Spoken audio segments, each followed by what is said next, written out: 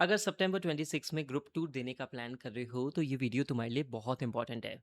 यहाँ पे अपन सारी प्रॉब्लम्स आपकी डिस्कस करेंगे कि सर हमें मॉक टेस्ट पेपर कब देने चाहिए, हमें एक दिन में कितने सब्जेक्ट पढ़ना चाहिए, सर हमारी कोई क्लासेस भी चल रही है तो उसको कैसे मैनेज करते हुए चलना है, कितने घंटे की सेल्फ स्टडी करनी है, कितने रिविजन्स करने हैं, ये सारी प्लान अपन डिस्कस करेंगे। एक बार जल्दी से वीडियो को लाइक कर दो सो दैट बाकी बच्चों तक भी ये पहुंच सके।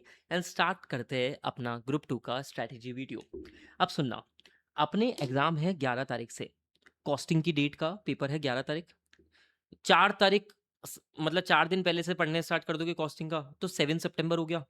तो मैंने क्या बोला कि आज से अगर मैं टाइम बनाऊं तो टोटल मिला के आपके पास में 75 डेज टेंटेटिव बच रहे हैं। अब 75 डेज को अपन दो हिस्सों में बांट देते हैं, एक 45 दिन, स्टार्टिंग के 45 दिन और लास्ट 30 डेज। पहले अपन ये लास्ट 30 डेज की यहाँ पे बात करते हैं। सर मैंने क्या करा है कि 2 रिविजन्स आपके लिए प्लान करे लास्ट 30 डेज़ में। सर अभी स्टार्टिंग का बताओ ना, नहीं लास्ट का सुन पहले।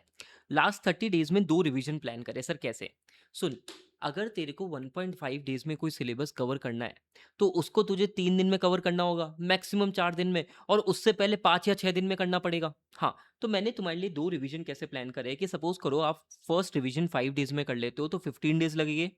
3 डेज़ में कर लेते हो तो 9 डेज़ लगेंगे। टोटल मिला के कितने हो गए? 24 डेज़ हो गए। मैंने चलो बोला कि यहाँ पे 6 दिन लग गए, यहाँ पे 4 दिन लग गए, तो भी मोटा-मोटी तुम्हारे 30 डेज़ में 2 रिवीजन प्रॉपर तरीके से हो जाएगी। अब जब ये लास्ट में 2 रिवीजन दे रहे हो ना, तो तुम्हें आईसीआई के जो मॉक टेस्ट पेपर्स होते हैं ना, वो तुम्हें बिल्कुल देने हैं। मॉक टेस्ट पेपर देने हैं, हर रिवीजन में एक-एक मॉक टेस्ट पेपर दोगे, चीज़ें बेटर हो जाएगी। ठीक है? एक भी दे दिया ना, हर सिलेबस का, मतलब हर सब्जेक्ट का एक भी दे दिया ना फुल कोर्स का, तो भी बहुत अच्छा हो जाएगा आईसीआई का। ठीक है सर। अब यहाँ पे हमने लास्ट 30 डेज़ में 2 रिविजन्स की प्लानिंग करी। Sir 5 days, 3 days, then 1.5 days. हाँ, 6 डेज़, 4 डेज़ लग सकते हैं, इसलिए मैंने थोड़ा-सा फ्लेक्सिबल होके आपको 30 डेज़ दिए। ठीक है? परफेक्ट। अब बात करते हैं सर, 75 डेज़ में लास्ट 30 डेज़ की बात हो गई। अब पहले बात करते हैं स्टार्टिंग के 45 डेज़ की। अब स्टार्टिंग के 45 डेज़ की अगर अपन बात करें, तो आपको क्या यहाँ पे करनी है अपनी सेल्फ स्टडी, और कोई भी क्लासेस पेंडिंग है तो वो क्लासेस कंप्लीट करनी है। अब मैं पहले उन बच्चों से बात कर लेता हूँ जिनका कुछ क्लासेस पेंडिंग है। राजा, हो सकता है कि अभी आपने पहला अटेम्प्ट दिया हो, नहीं क्लियर हुआ हो, किसी सब्जेक्ट में बहुत ज़्यादा वीकनेस है, तो आपने उसके एग्जाम ओरिएंटेड बैचेस लिए हुए होंगे। ठीक है? तो कोई ना कोई क्लासेस पेंडिंग हो सकती है या किसी की क्लासेस ऑलरेडी चल रही है। कोई दिक्कत की बात नहीं, you have enough time, 45 days है आपके पास में, 30 डेज़ में रिवीजन करेंगे। अभी आपको अपनी सेल्फ स्टडी करनी है और अपनी एक जो भी क्लासेस पेंडिंग होगी, उस क्लासेस को कंप्लीट करते हुए चलना है। ठीक है? ऑडिट में अगर कोई भी दिक्कत आ रही है तो you can check out my exam oriented batches website पे। ठीक है? अभी सुन, सेल्फ स्टडी आपकी कितनी होनी चाहिए? सर सेल्फ स्टडी हमारी 6 घंटे की सेल्फ स्टडी करनी है। ठीक है? सर हम तो अभी 3 घंटे पे हैं, धीरे-धीरे करके रोज़ का आधा घंटा पढ़ा, सेल्फ स्टडी 6 घंटे तक पहुँचा और अपनी एक पेंडिंग क्लासेस कंप्लीट कर।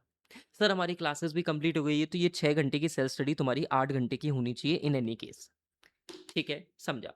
अब सुन, क्या-क्या चीज़ें हैं जो तुम्हें कवर करते हुए चलनी है। एमटीपीज़, आरटीपीज़ जो लास्ट 4 अटेम्प्ट के हैं ना, वो तुम्हारे लिए बहुत इंपॉर्टेंट है। एमटीपीज़ तुम्हें नए क्वेश्चंस का इशारा करते हैं कि ये क्वेश्चंस एग्ज़ाम में पूछा जा सकता है, तो एमटीपीज़, आरटीपीज़ तुम्हारे लिए बहुत इंपॉर्टेंट है। साथ में सब प्रीवियस ईयर क्वेश्चंस। अब पहले मैं ये बता देता हूँ, क्योंकि इंस्टीट्यूट का ट्रेंड थोड़ा-सा चेंज हो रहा है। इंस्टीट्यूट के पास में नए सिलेबस से मई 24 से कितने सारे अटेम्प्ट हो गए। इंस्टीट्यूट ने लास्ट ऑडिट के पेपर में 17 मार्क्स का पेपर पूछा था from these previous year question itself. तो इंपॉर्टेंट हो गए ना भाई ये? हाँ। देन आईसीआई का टेस्ट योर नॉलेज। आईसीआई का टेस्ट योर नॉलेज है ना, एप्लीकेशन बेस्ड क्वेश्चंस होते हैं, तो तुम्हारे लिए बहुत अच्छे क्वेश्चंस होते हैं, इनको मत छोड़ा करो। और साथ में आईसीआई के अदर क्वेश्चंस भी तुम्हारे लिए इंपॉर्टेंट हो गए। अब ये जो 3 चेकलिस्ट है ना, केवल ये ऑडिट के लिए नहीं कह रहा हूँ मैं, ये बाकी सारे सब्जेक्ट की भी बोलूँ तो यही सबसे इंपॉर्टेंट क्वेश्चंस होते हैं। हाँ, सर इसके अलावा तो बहुत सारे क्वेश्चंस हो गए, भाई क्वेश्चंस का लिमिट नहीं है। पर आपको मैं ए कैटेगरी के क्वेश्चंस की बात करूँ तो यही क्वेश्चंस आपके होते हैं। समझा क्या? हाँ, अभी यहाँ पे जब आपका ये वाला जो टाइम चल रहा है ना, सेल्फ स्टडी प्लस क्लासेस, यहाँ पे आप अगर कोई चैप्टर वाइज़ टेस्ट दे सकते हो तो बहुत बढ़िया, बाकी फाइनल टेस्ट आपको देना ही है। ठीक है। अच्छा, अब एक चीज़ सुनना, सर थियरी सब्जेक्ट को कैसे करें? हम याद नहीं रहता, तो थियरी सब्जेक्ट के लिए राजा आपको करनी पड़ती है एक्टिव रिकॉलिंग। मतलब यहाँ पे सोचना पड़ता है कि दिमाग पे प्रेशर डालना पड़ता है कि वो पॉइंट क्या था। एग्ज़ाम में जब 3 घंटे बैठोगे तो सोच के लिखोगे ना, अरे क्या था? लिखो, लिख। तो अभी भी सोच ना, सोच क्या पॉइंट्स थे उसमें, ये 3 बार करने से अपन क अपन को ऑडिट का 70% पोर्शन 80% पोर्शन याद हो जाता है। सर इतना ही होता है कि नंबर भी तुम्हें इतने ही लाने हैं ना, 100 में से 100 तो तुम्हें लाने भी नहीं है, ठीक है? तो नंबर भी इतने ही लाने तो इतना ही याद करना है अपन को। समझा क्या? क्लियर है क्या? हाँ सर। अब एक और चीज़ का सुनना, सर कैसे हम चीज़ों को स्मार्ट वे में कर सकते हैं, चीज़ों को कैसे एफिशिएंट वे में कर सकते हैं? Sir for example let's say तुम्हें मार्जिनल कॉस्टिंग कॉस्टिंग का मार्जिनल कॉस्टिंग का टॉपिक है, तुम्हें लगा 3 घंटे लगे मेरे को पूरा कंप्लीट करने में एग्ज़ाम्पल के लिए। तो तुम इसको नोट करो कि भाई मार्जिनल कॉस्टिंग मेरे को 3 घंटे लगा था, मेरे को अगली बार इसको 2.5 आवर्स में करना है, फिर उसके बाद में 2 आवर्स में करना है ताकि मैं एग्ज़ाम टाइम पे 1.5 आवर्स में कवर कर सकूँ।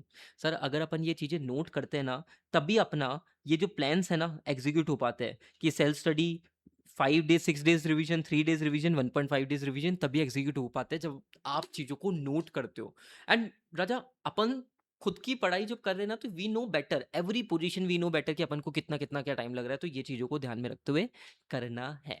Is it clear to you? ठीक है सर। अभी यहाँ पे एक और चीज़ का समझना, जब आप ये चीज़ें कर रहे हो ना, तो कभी-कभी क्या होता है कुछ क्वेश्चन्स आपको डायरेक्ट देखने को मिलते हैं, रिपिटेटिव देखने को मिलते हैं, कट करो भई, किसका इंतज़ार है, कट करो। कट करते हुए चलो, क्वेश्चन बैंक को कम से कम करते हुए चलना है। और स्पेसिफिकली थियरी सब्जेक्ट की बात करूँ तो थियरी सब्जेक्ट में तो लास्ट टाइम पे अपन को बस एलडीआर क्वेश्चन्स ही करने होते हैं और मेन पूरा कंसाइज़ बुक, कॉन्सेप्ट बुक पे आपका फोकस होना चाहिए। ठीक है, मेरी नई कंसाइज़ बुक ऑडिट की निकल चुकी है, वेबसाइट पे चेक करना, फ्रीली अवेलेबल है। ठीक है, हैंड रिटन नोट्स भी फ्रीली अवेलेबल है, चेकआउट बिल्कुल करना। अच्छा, अब यहाँ पे मैंने आपके साथ में थियरी सब्जेक्ट का एक्टिव रिकॉलिंग की बात कर ली। थियरी सब्जेक्ट में राइटिंग प्रैक्टिस पे भी फोकस करा करो। मतलब ऐसा नहीं होना चाहिए कि एग्जाम टाइम पे अपन सोच रहे हैं अरे क्या लिखे, कैसे स्टार्ट करें? नहीं। आपको इतनी इनफ प्रैक्टिस होनी चाहिए कि क्वेश्चंस का आपको एक फ्लो पैटर्न पता है कि भाई मेरे को ऐसे करके मेरे आंसर्स को बनाना है। ठीक है? ये छोटी-छोटी चीज़ों को ध्यान में रखते हुए चलोगे, हो जाएगा काम। अब सर हम एट अ टाइम कितने सब्जेक्ट करें? भाई एट अ टाइम तुम एक थियरी कर सकते हो और एक प्रैक्टिकल कर सकते हो। और अभी सेल्फ स्टडी प्लस क्लासेस का टाइम है, कुछ भी क्लासेस पेंडिंग है या नई क्लासेस ली है, तो साथ में तुम्हारी एक क्लास चलेगी। सेल्फ स्टडी को कैसे धीरे-धीरे करके बढ़ाएँ? सर सेल्फ स्टडी को रोज़ तुम्हें 15-15 मिनट बढ़ाना है। 15-15 मिनट बढ़ाना है। अब यूट्यूब का कोई मोटिवेशनल वीडियो देख के अगर तुम एक्साइटेड हो जाते हो और सीधे 12-12, 15-15 घंटे की पढ़ाई करने लग गए हो, तो राजा बस यहीं तुम गलती कर देते हो। अपन को क्या होता है मोटिवेशन से 1, 2, 3, 4 दिन अच्छे से पढ़ लेते हैं पर अगले दिन फिर सो जाते हैं, कुछ समझ में नहीं आता है। इससे बेटर अप्रोच ये रहती है कि डिसिप्लिन तरीके से काम करो। स्टेप बाय स्टेप अपनी चीज़ों में इंप्रूवमेंट करते रहो with the discipline approach and my dear people, you will rock in next attempt. ये मेरी आपको गारंटी है। ये छोटा-सा जो इनपुट दिया ना डिसिप्लिन वाला, इसको लाइफ में फ़ॉलो कर लिया ना, मतलब कहीं पीछे देखने की ज़रूरत नहीं होगी, इतना मैं तुमको 100% श्योरिटी से बोल सकता हूँ। ठीक है? सो स्ट्रैटेजी मैंने आपको पूरा दे दिया है, पूरा आपको फ़नल बना के दे दिया है। इसको अपने अकॉर्डिंग थोड़ा-सा जो भी आपकी सिचुएशन है उसके हिसाब से make it little flexible and you are good to go. ठीक है? एंड कमेंट सेक्शन में मैनिफेस्ट करके जाना कि I will be a CA finalist और I will clear group 2 in next attempt. Thank you so much guys.